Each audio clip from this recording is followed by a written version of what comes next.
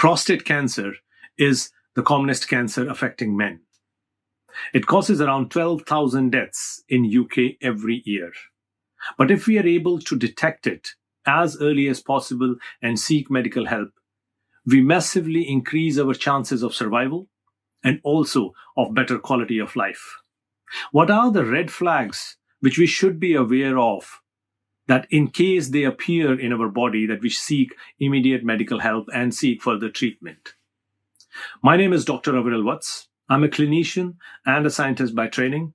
In today's video, let us talk about the red flags of prostate cancer that we all should be aware of. Let's go. Prostate cancer is the commonest cancer in men. And if it is not detected in time, it can worsen and spread to other parts of the body, such as spine or bones, and cause further symptoms. Unfortunately, there is no screening test available which can detect it at a very early stage.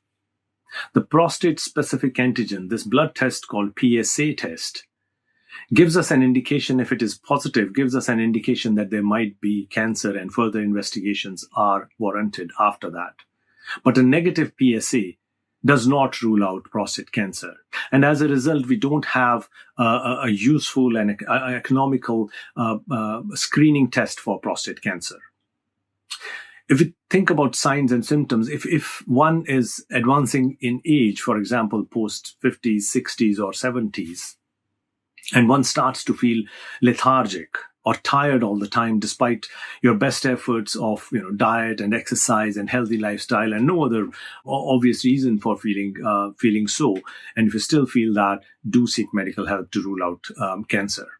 If there is loss of appetite, you don't feel like eating suddenly, and that goes on for weeks at end. Or if there is weight loss, sudden, rapid weight loss with no obvious reason, then do seek medical help for the same. If there is a recent onset of erectile dysfunction in men, especially after their 50s or 60s, that can be a sign of prostate cancer. If there is visible blood in the urine, now, blood in the urine can be because of urinary infection, but if it is persisting beyond a week or so, we definitely need to test you further to rule out if this isn't a case of cancer. So seek medical help if there is any blood in the urine beyond a week or so. In addition to that, when the prostate enlarges, it presses upon the urinary tract, the pathway through which the urine comes out of our body. And once the prostate enlarges, it causes certain signs and symptoms, which if we see them happening, we should immediately seek help, because that almost always means that the prostate has enlarged.